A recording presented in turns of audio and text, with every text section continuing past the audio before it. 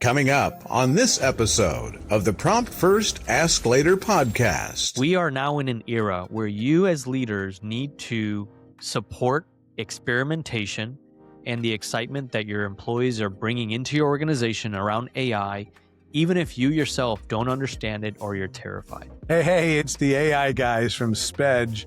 Good to have you along with us again. It's Ken Peel along with Sagar, and we appreciate you being along with us as we've been doing this debunking series, kind of debunking some of the myths of AI and what it is, what it isn't. And we're back with another one. And we're going to talk a little bit about something that a lot of folks maybe aren't even aware of, and that is overcoming resistance in your organization with AI. And what are the causes of that? A lot of people, Sagar, might think that it's the technology, or they might think that it's a lot of other reasons, but there's really a reason that I think is important to address, and that's maybe that middle manager that's sitting in their meetings and they're wondering if, am I training my replacement here? And they're getting a little nervous about that. So let's talk a little bit about how we can move the whole team forward and get them to overcome this fear that they might have about AI. And so I know that this is a topic that you talk about a lot. As a matter of fact, it's in your book that you have out. And so how would you address that with somebody in a company that's fearful of AI taking over their job? It's no surprise to anybody that's listening or watching this that the headlines are completely dominated by AI conversations. It's like AI is everywhere, man. Yeah. You can't go away without hearing about it. Oh, yeah. And I joke about this. And on TV Everywhere. commercials Everywhere. and everything I don't know else. if you've been to San Francisco, but every single billboard in San Francisco is AI this, AI that. So it is absolutely a very hot topic right now. And for good reason, and maybe not so great reasons. I think for the good reasons are the efficiency, capabilities, the scalability, the innovation that it gives companies that just didn't have access to resources. I think it levels the playing field. Right. But it creates what I call, and I talk about in my book, AI Culture Blueprint, I talk about the identity crisis. How does it feel for someone that spent 25 years gathering knowledge and expertise, moving their way up a corporate ladder, to be in a role that's very prestigious, to then be told that an AI agent can do that same job that took them 25 years of knowledge gathering to do in 12 minutes? So it creates an identity crisis, man. Yeah. And it's like, you got CEOs and chairmen of the board and shareholders that just want companies to do AI everywhere, but they don't address the human component of this, which is what type of imposter syndrome and identity crisis is this creating? So that stuff is totally not moving at the pace of the innovation. And you got people sitting in organizations that have to make decisions around AI that they themselves don't feel comfortable doing because they don't even know what the future holds. So we got to do a better job of communicating why we're going down a path of AI and just illustrate it so that people don't think it's all doom and gloom. Yeah. So is this fear real, and what does it actually look like in the day-to-day world that people are living in? I mean, is it like people pushing back in meetings, or is it a quiet underlying rumble that's happening in these companies? What's it look like? I think it's just a combination of a few things. I think number one, you hear this concept of pilot purgatory. What that means is companies test tools with a small subset of users, and then that's it. Nothing happens. No decision gets made. Yeah. It doesn't expand that tool to the rest of the organization. And then whatever was learned during that pilot process was put on the shelf, never to be seen again. So there's pilot purgatory that happens. There is denials inside of organizations. So people that sit in these decision-making roles, whether you're in procurement or IT or in finance or in some type of leadership role, there's a denial because you yourself don't understand the technology. So because of that lack of information, no matter how well designed the business use case or the tool or the vendor or the internal champions are making it look like, there's just this inherent denial. There's like, hey, I don't care how good this is. I don't care how much support we have. Me, myself as a person, since my perspective on AI is so negative, I'm not going to listen to anybody else. And that kills innovation when you have people that make decisions without an understanding of the product or the capability. I'm a big believer in don't deny till you try. And half our job at Spedge is education and awareness. And I love doing that stuff. I prefer sitting in rooms of people that have a bunch of pessimists that don't believe in this stuff, and then showing them and proving it to them and watching their brains melt in real time. And it's happened to lots of our customers. You've Yeah. seen it yourself, where there's just people that don't believe Yeah. in this stuff and they just give us a stinky eye. And then like we show up and they're Yeah. like, holy crap, this is amazing. So you got the denial stuff. And then I think Right. people, I'll just being frank, man, I think people just ask questions that make me know that they don't know what they're talking about. One question that I get often, Sure. which is controversial here, so hear me out for a second, which is important, but it's Okay. controversial. Whenever I speak in front of a group of people, every single time I do this, I get one hand raised that says, yeah, but what about the environmental and climate impact of AI? And I always get this question: how many bottles of water for each prompt that you send into ChatGPT or Claude? And it's a valid question. Usage of resources from Okay. AI, the AI boom, is making an impact in communities. Absolutely. But is it down to a level and a unit of measurement where we can say confidently that it's a bottle of water per prompt? Probably not. And I think there was some study somewhere that somebody read that said AI prompts equal bottles of water. And I just get this question all the time. So it proves my point. Like, people ask questions, and the basis of the question tells me that it's rooted in information that either is not true or is not fully understood. So I think in order for us to be Sure. successful, in order to get the denials to go down, and in order for confidence to go up, we as AI professionals have a responsibility to educate people. Because of the rise of social media, man, there's Yeah. just so much misinformation out there that's not true. There's no way we truly know the impacts of prompt usage and how much water it uses right now, because these major AI companies, these labs, they don't produce unit level measurements of their technology. And it's a very mathematical Right. equation for power consumption, which is way beyond my understanding even. But yeah, it is definitely there. But I think just this denial and this asking of questions rooted in ignorance, whether it's intentional or not, really slows down the adoption of AI. And that's why you could have the best designed deck, the best designed tool, the one-to-one matching with an exact problem that it solves. You could be in budget. You could have stakeholder approval. You could do all those things. And still, if there's somebody that's sitting in a decision-making role that has a preconceived notion negatively or misunderstood on why AI is the way it is, Ken, you are not going to have success. And that's why our work before we deploy is asking what an organization's cultural alignment is around AI. And if we understand that now, implementation just becomes much easier. I know that you've said this line in previous podcasts. You say it in meetings. You say it all the time. And that is, AI doesn't replace people. People use AI to replace people, but to advance their creativity and to make them more valuable if they choose to use these tools. And so how do we, getting back to what you were talking about, the whole bottle of water thing, how do you talk with people and answer that type of question without creating confrontation and creating friction to where they can actually hear what you're saying as opposed to being on the defensive? Because that's what's important when you try to have a conversation with somebody. You have to be non-confrontational so that your message can be heard. Absolutely. And these are valid concerns. The bottle of water thing, absolutely environmental impact. I want to state that for the folks that are watching and hearing this. There is absolutely an issue right now with AI, energy consumption, and environmental consumption and pollution that's creating issues for communities of all sizes. But I think when those questions come up, I am not typically a confrontational guy. I don't want to come back and then just argue with folks. I am a big believer in a rising tide Right. raises all ships. I come from a place of understanding. So every time I get the question, I just simply ask, what is the source of that question? Where are you getting your data from? What's facts? What's the objective factual information that helps you understand why you're asking that question? And I still haven't gotten an answer from folks. Nobody knows the one study or the one source of truth that gives validity to that question that could say, yeah, absolutely, it's one prompt equals this. I haven't heard that. So I typically try not to steer down a path of confrontation. I don't want to have someone force themselves to defend a question. In my opinion, there are no dumb questions. There's just questions. And the reason you ask them is because you don't know the information. But when that question's rooted in misinformation, you have to correct the behavior.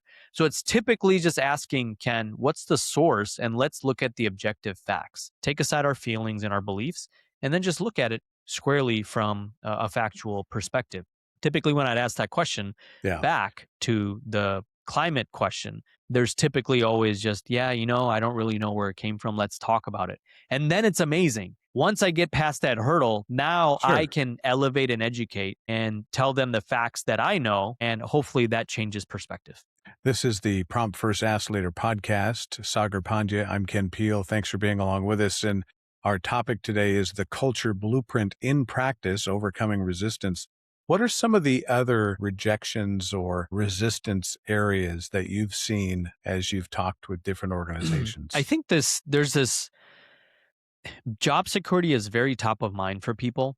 And it's really hard not to be worried Yeah. about that Oh, because you yeah. got these frontier AI labs like Anthropic and OpenAI that predict knowledge work is going to go away in 18 months. We're all going to be doomed. There's a reason they say those things. They are beholden to their shareholders. They got to increase people using their tokens and their products. Given what I know, and Yeah. I have a front row seat, Ken, you have a front row seat to the AI implementation that we're doing. We are nowhere close to replacing entire people inside of functions because AI is a tool and a tool requires a human for it to Right. work correctly. So, with that in mind, I get Exactly. lots of questions around the job security of people's roles. Is there going to be some societal displacement because of the advances of AI tools and their capabilities? Absolutely. You could argue the same about when calculators and spreadsheets came out, Excel. When Microsoft Excel came out, that created more accountants and more finance folks because it became much more accessible. Right. Same thing with an airplane. Airplanes didn't make people totally irrelevant from traveling just by horse and buggy or car.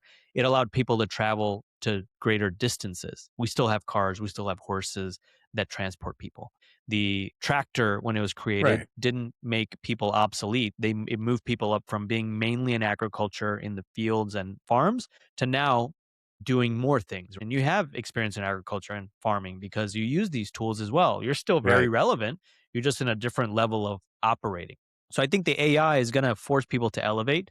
There will be some displacement of jobs, entry level in some aspects that were just very repetitive and monotonous. But then it'll, I think, challenge people Sure. just to think about their creativity, learn some more skills, and just elevate people to the next level. I can't predict what's going to happen from a crystal ball. I'm guessing just like everybody else. But given the patterns and the facts, there's just an elevation of human capability that's going to happen. It's going to come at a price. It's going to come at a price of uncertainty, some angst, some questions to be answered. But I think if we work together Sure. and continue to educate and elevate, we can harness the benefits of this technology, use it safely, and then just really build a way for us to create even more abundance in the future. We're talking about kind of that person that maybe is a middle manager that's concerned about what this is going to do for them or their employees.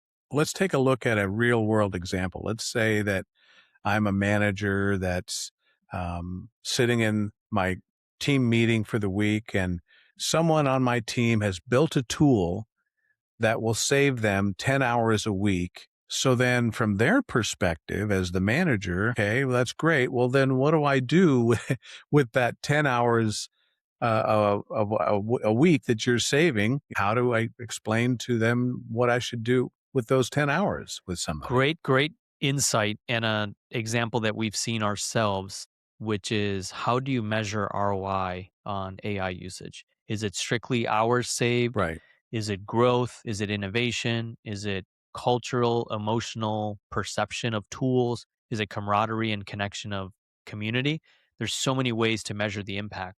But I think what happens when you identify hours that get saved is you now have an idea of other places that you can make an impact into the organization. We all want to do great things inside of companies. We all want to be attributing to the greater good. Some folks just want to do their 40 hours, others want to go the extra length. It really depends on who you are as a person.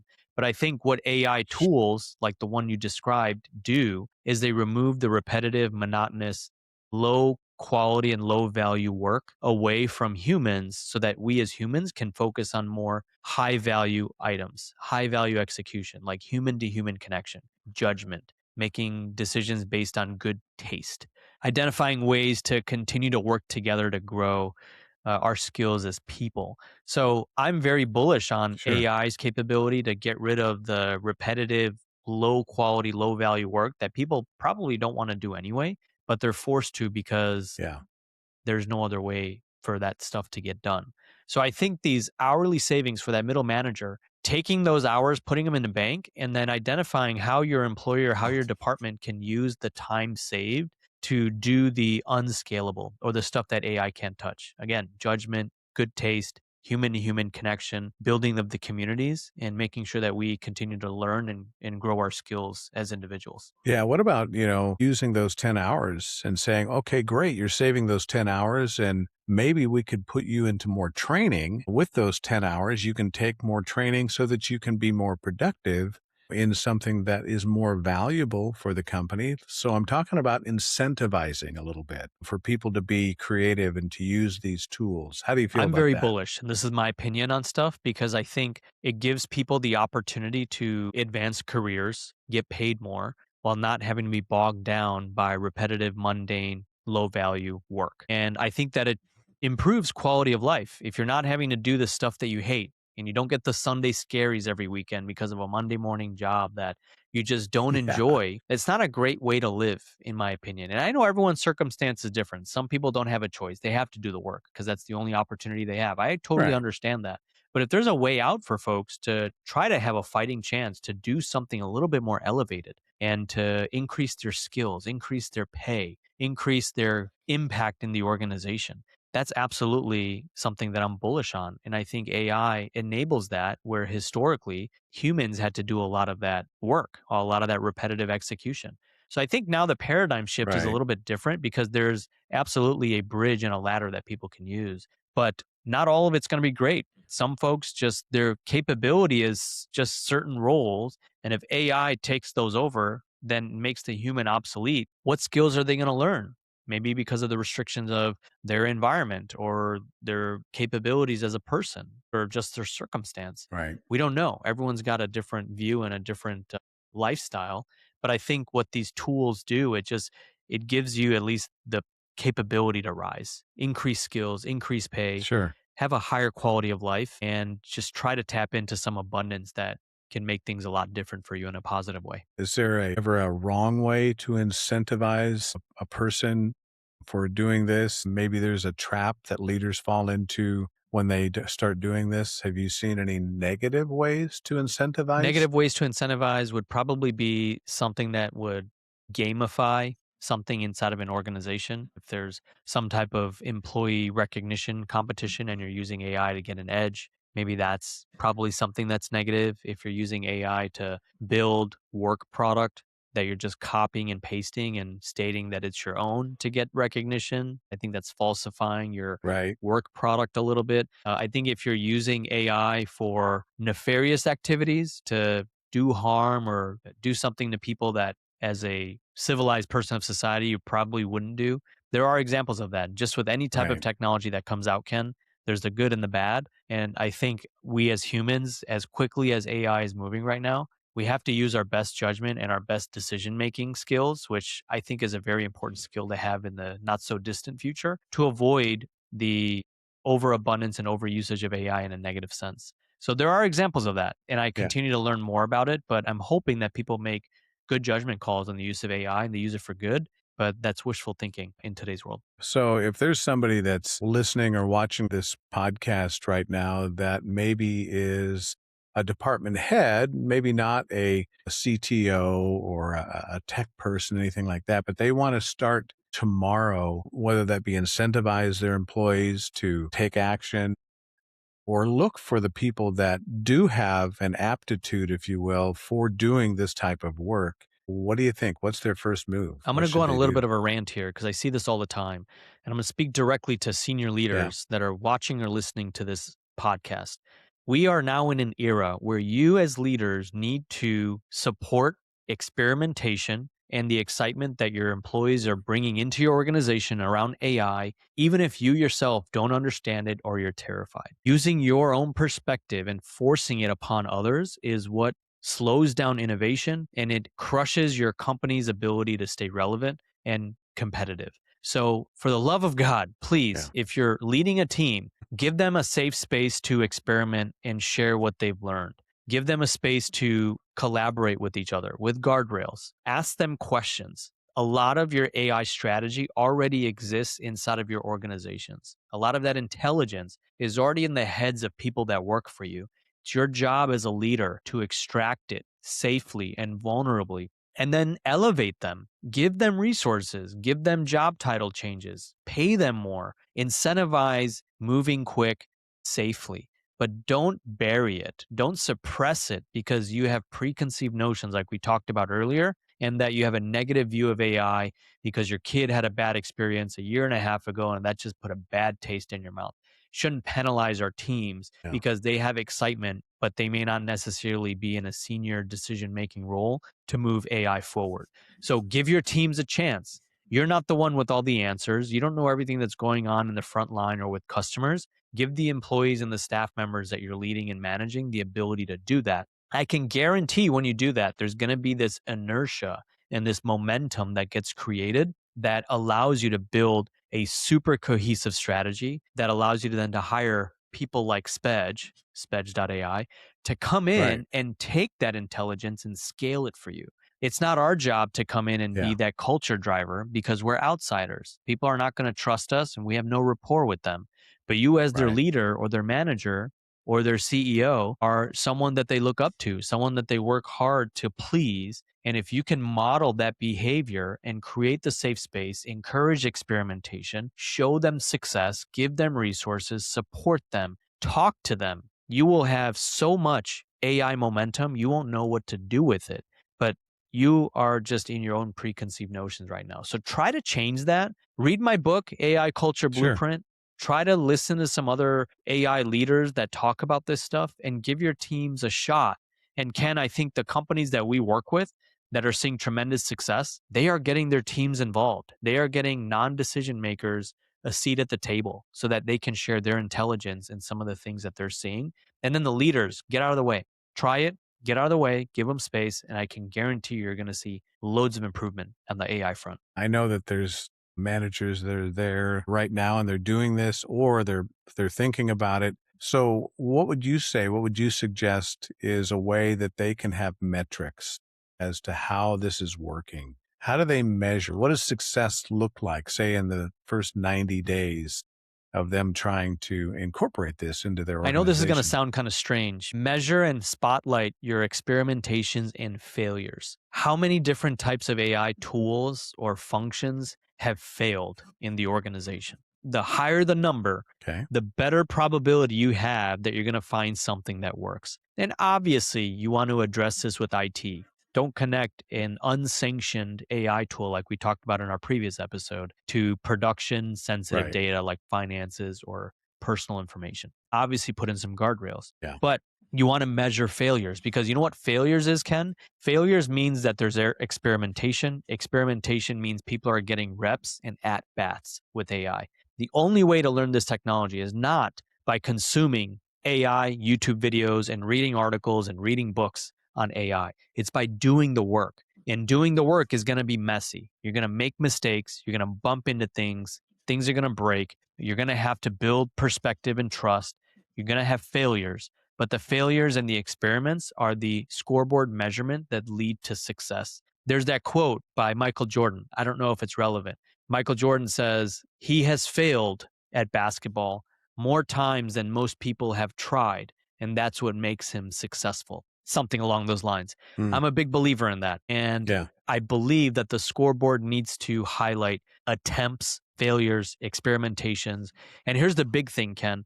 That scoreboard needs to be visible by everybody in the company, not the executive team, not Yeah. that single manager to hide and to measure on their own.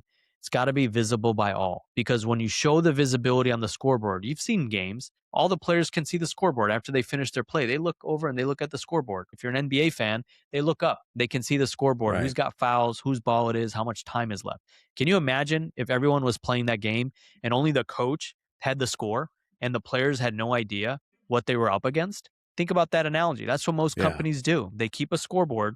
They don't let any of the players see what's happening. How do you expect them to win and be motivated to want to get to the end of the game? So make the scoreboard all about visibility. Keep it in a place that's accessible, that's regularly updated, and let people see what's happening because that's the way you grow with AI inside of your organization. What about doing celebrations within the team when somebody learns a new tool or they make an advancement and they do something? I think that's super important to celebrate as a team that something has been accomplished and changed and somebody's learned something new.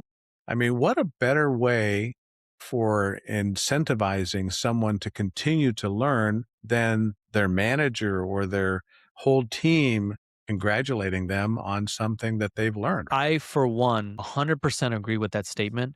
And I will be the first to admit, I myself am not a good celebrator. I always thought that me accomplishing things are just what were expected of me to move forward. So I've had a hard time myself celebrating anything I've done, whether it's a success or a failure, because again, failure is a pathway to success. So organizations, you should Right. have some type of success celebration or failure celebration. Hey, Sagar, you've had 19 AI failures this week. You're the AI person of the week because you've tried the most experimentations. Give me a little pin or a participation Sure. trophy or something that highlights my efforts. So I love that you brought this up because celebrating in the world of AI, even with failures and experimentations, are what build trust and rapport. And I would guarantee for the leaders that are watching this, if you implement just something basic, no matter how corny it sounds to you, it matters to your teams. And they look at that as a badge of honor so that they can have bragging rights with their colleagues and coworkers. So celebrate anyway, ice cream party, trophies, banners, bragging rights, a hat, something so that you encourage experimentation. So you don't, again, fall into the pilot purgatory that we talked about where people try for 2 weeks Yeah. and they give up. So I think celebration is very important, but I think most people just have a hard time doing it anyway. For good stuff, can you imagine how much harder it is to celebrate the failures? Like that's just not something that crosses Right. people's minds naturally. Yeah. I can imagine somebody going home, go, guess what happened to me today? I made 19 failures and I was applauded for it. Nobody celebrates second place. That's just not something that's But we're normal. not measuring what place you fall in. We're not competing. And I know there's some controversial opinions on not everyone needs a participation trophy. Either you win or you lose. But AI is not a win or lose game. AI is a effort and repetition game. The more times you try, the better it is because you're giving it a shot and you're rethinking the way that you operate. So I think participation in AI is absolutely important because there's no winner. There's just progress. And I think the more we can highlight that Sure. and incentivize people to give them a safe space to do it, I think the more that they're going to show up and build intelligence for companies to have awesome AI strategies so that they can actually win and take advantage of this amazing tech that's now out and available to everybody. Yeah, I think that if you maybe fail at something, but you've tried, maybe there's somebody on your team that has tried something similar and they have a suggestion that they can offer you to say, hey, here's what I tried when I did this. And if that cohesiveness works together to accomplish a major goal, I mean, everybody's a winner. And so creating an environment where you have teamwork and you all learn together and you have somebody that's maybe doesn't have as many skills as somebody else. Well, that person that has a lot of skills can help Absolutely. this person to understand, and then everybody 100%. wins. And so maybe I'm living in a dream world, but I think that can happen. And I've seen it happen in different workplaces where people have an attitude of creativity and they have an attitude of wanting to win for the team as opposed to individualized wins. And so I think that can make a big difference. And so as we start to wrap things up here on this particular episode, one thing that I want to make sure people understand is that we're available. If you want to have a conversation, not a slide deck pitch, it's not a whole sales presentation. If you have questions and you want to learn more, we'd love to have a conversation with you about how to get AI into your workplace from the ground up, or maybe you've started, you've had some failures and you want to say, hey, we've had some failures here. How can you guys help us? What have you seen? How can we do this better? We'd love to have a conversation with you, and I'll have the link down below in the description for our website, how to contact Sagar, and how you can get more information with spedge.ai. And of course, we'd love to have you pass the word on about this podcast. Whether you listen to it or watch it, we'd love to have you check it out and get more information. So, Sagar, always a great conversation, learning about AI, helping people understand it, and hope the word gets out even more. So thanks again for taking the time Ken. to visit. Appreciate with us. it. We'll see you guys next week. Take care.